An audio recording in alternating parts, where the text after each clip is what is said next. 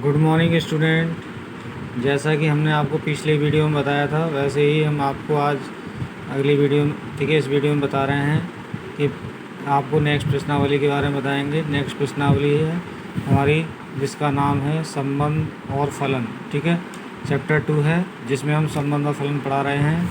इसमें संबंध और फलन में बताया गया है कि जो हमारे समुच्चय होते हैं, ठीक है, उन समुच्चयों में किस तरह का संबंध होता है। ठीक है, उन संबंधों के बारे में हम दर्शाएंगे। इसमें प्रश्नावली यहाँ पर 2.1 है। इसमें एक जो फंक्शन दिया है इसमें ये बताया है कि इस समुच्चय का इस वाले से एक संबंध है जिसकी सहायता से हमें x और y का मान निकालना है। तो इस मान को हम इस मान के बराबर रख देंगे।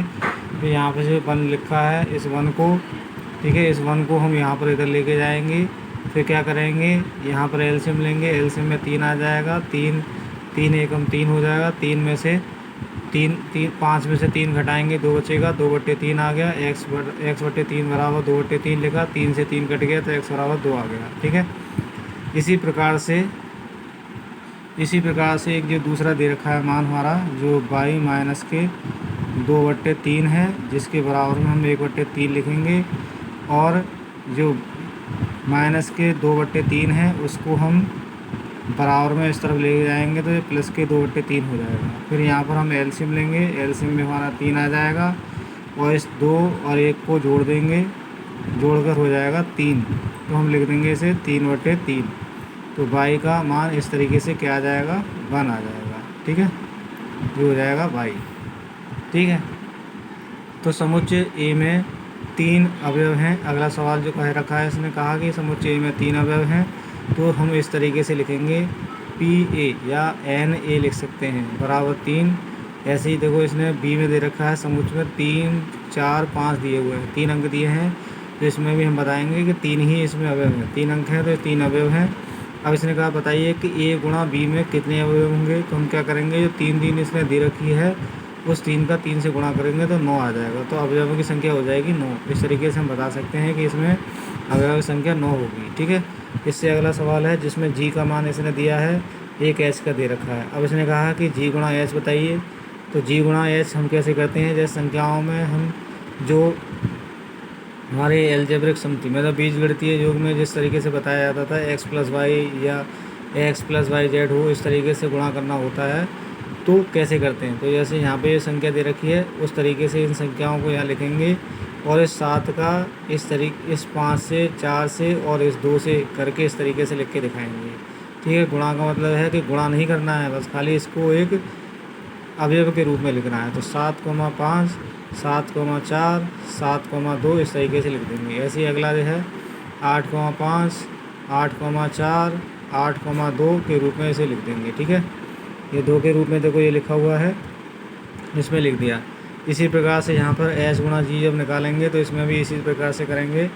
5,7, 5,8 इस तरीके से 4,7, 4,8 और 2,7 और 2,8 इस तरीके से इसे लिख देंगे तो हमारा h गुणा g निकल आएगा। ठीक है, अब इससे अगला सवाल है चौथा जिसमें कहा है यदि P बराबर m गुणा n है और Q बराबर n गुणा m हो तो इसने हमारे पास ये दे रखा है। तो ये बताना है सत्य है या असत्य है। तो बता देंगे असत्य है। अगर असत्य है तो सत्य क्या होना चाहिए, तो P और Q का गुणा हमने किया, गुणा करके इसमें ये अवयव आ रहे हैं। ठीक है, m गुणा n, m गुणा m, n गुणा n और n गुणा m इस तरीके से इसमें आएंगे। अगला वाला इसने कहा कि यदि A और B रिक्त समुच्चय हैं तब बताइए क्या होगा। तो ये सत्य है कि नहीं है, तो हम लिख देंगे सत्य नहीं, सत्य है। ठीक है, सत्य है लिख देंगे, इस तरीके से सत्य लिख देंगे। तीसरा वाला इसने कहा है कि इसमें a और b के मान दिए हुए हैं और इसमें पूछा है कि बताइए कि ये सत्य है कि नहीं। तो देखो किसी संख्या का अगर 0 से गुणा किया जाता है तो 0 ही आता है, इसलिए इसका मतलब ये है सत्य है। क्योंकि जो फाई दिया है ये फाई एक 0 के समान है और b और फाई का वेनिस्ट जो होता है। ठीक है, वेनिस्ट मतलब जिसने जो कहा है इंटरसेक्शन, इसका इंटरसेक्शन जो है वो 0 ही आएगा और जब 0 आएगा तो 0 का a से गुणा करने पे 0 आता है, इसलिए ये सत्य है। अब इसने ए में -1, दिया है। इसने कहा हमें ए गुणा ए 3 बार ए का गुणा करके निकालना। तो पहले हमने ए का ए से गुणा करके निकाला तो ये निकल आए हैं। अब ए गुणा ए करके निकालेंगे तो देखो पहले वाले ए का हमने मान लिखा है जे, और ए गुणा ए जो दे रखा है उसका मान लिख दिया ये। फिर इनका आपस में हमने गुणा किया तो गुणा करके इस तरीके से इसके मान निकल आए हैं। ठीक है, ये इसके मान हो जाते हैं। अब इसने ए गुणा बी दिया है तो इसने ए गुणा बी देकर इसने कहा कि ए और बी में कौन कौन से अवयव होंगे ये बताइए। तो हमने निकाला तो ए में ए कॉमा बी हो जाएंगे और बी में एक्स कॉमा वाई हो जाएंगे। ठीक है, अब इसने आगे कहा है कि ए और बी और सी डी ये 4 दिए हुए हैं तो इसने सिद्ध करवाया है। तो सिद्ध करने के लिए हम क्या करेंगे, सबसे पहले एलएचएस ले लेंगे। एलएचएस में हमने बी का सी के साथ क्या निकाला है, सर्वनिष्ठ निकाला। सर्वनिष्ठ मतलब इंटरसेक्शन निकाल रहे हैं। तो इन दोनों में देखा हमने क्या कॉमन दिख रहा है, कोई भी नहीं दिख रहा है, इसका मतलब 0 आएगा। अब ए गुणा बी सर्वनिष्ठ सी निकालना है। तो हमने बताया था कि 0 का जब किसी से गुणा करते हैं तो 0 ही आता है, तो उसका 0 आ गया। अब आरएचएस करके देखते हैं, आरएचएस में वही चीज़ आ रही है कि नहीं। तो पहले ए गुणा बी किया, ठीक है, ए का बी से गुणा करके निकाला तो ए का बी से गुणा करके इतना आ गया। ठीक है, ये सब तत्व आ गए हैं। फिर ए का सी से गुणा किया है तो एक का 5 से किया, एक का फिर 6 के साथ करेंगे, फिर 2 का 5 के साथ और 2 का 6 से गुणा करके हमने इससे दिखा दिया। फिर हमने देखा ए बी का और ए सी का, ठीक है, ए बी और ए सी का हमने सर्वनिष्ठ निकाला। तो देखा हमने कि सर्वनिष्ठ इसका क्या आ रहा है, 0, क्योंकि कोई भी पद इसमें और इसमें कोई भी पद नहीं मिल रहा है। हमने मिला के देखा एक भी पद नहीं मिल रहा है, इसका मतलब 0 है। तो हमारा देखो LHS भी 0, RHS भी 0 आ रहा है। इसका मतलब हो गया कि ये जो संबंध दिया है वो सत्य है। ठीक है, अब इसी के अनुसार हम आगे और बताते हैं। आगे देखो ये दे रखा है जिसमें हमें सिद्ध करना है कि ए गुणा सी बी गुणा डी का उपसमुच्चय है। तो क्या करेंगे, ए गुणा सी करेंगे, बराबर में लिखेंगे ए गुणा सी के मान जो दे रखे हैं, ए गुणा सी करके जो हमने पीछे निकाले थे वो लिख दिए।